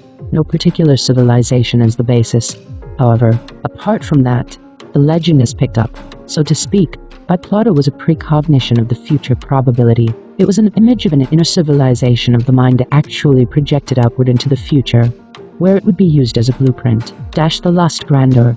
As in other terms, Eden became the lost garden of paradise. Rubert has implied in his novel, The Education of Oversoul 7, that some archaeological discoveries about the past are not discovered in your present because they do not exist yet. Now such concepts are difficult to explain in my kind of prose, and in your language, but in certain terms, the ruins of Atlantis have not been found because they have not been placed in your past yet from the future. Now the future is probable, however. In your terms there are ruins of the civilizations that served as the concrete basis for the one Atlantean legend. Those civilizations were scattered. The so-called ruins would not be found in any one place, as expected, therefore, there are some beneath the Aegean Sea, and some beneath an offshoot of the Atlantic, and some beneath the Arctic. For the world had a different shape.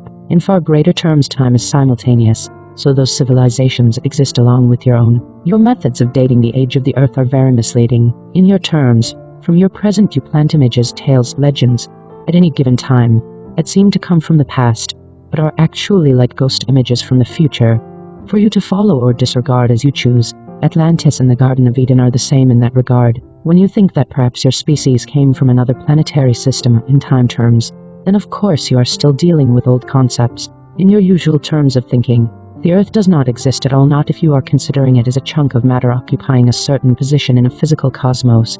It is really futile to question whether the universe came from a big boom or is constantly expanding, though in those terms, I have said it continually expands, as an idea or a dream does. I am not saying the universe does not exist, only that it does not exist in the way that it seems to you, by itself, and I'm smiling as I say this. The truth of the matter is far more spectacular. All that is creates its reality as it goes along. Each world has its own impetus, yet all are ultimately connected. The true dimensions of a divine creativity would be unendurable for any one consciousness of whatever import, and so that splendor is infinitely dimensionalized most intensely throughout, worlds spiraling outward with each moment of a cosmic breath, with the separation of worlds a necessity, and with individual and mass comprehension always growing at such a rate that all that is multiplies itself at microseconds, building both pasts and futures and other time scales you do not recognize. Each is a reality in itself, with its own potentials, and with no individual consciousness, however minute, ever lost. In that kind of framework, how can I explain in Atlantis? It exists both in your past and future, a probable world that some of you will choose from a model placed in the past of your future, partially based upon fact in your terms, but with its greatest validity lying in its possibilities. Seth and dialogue.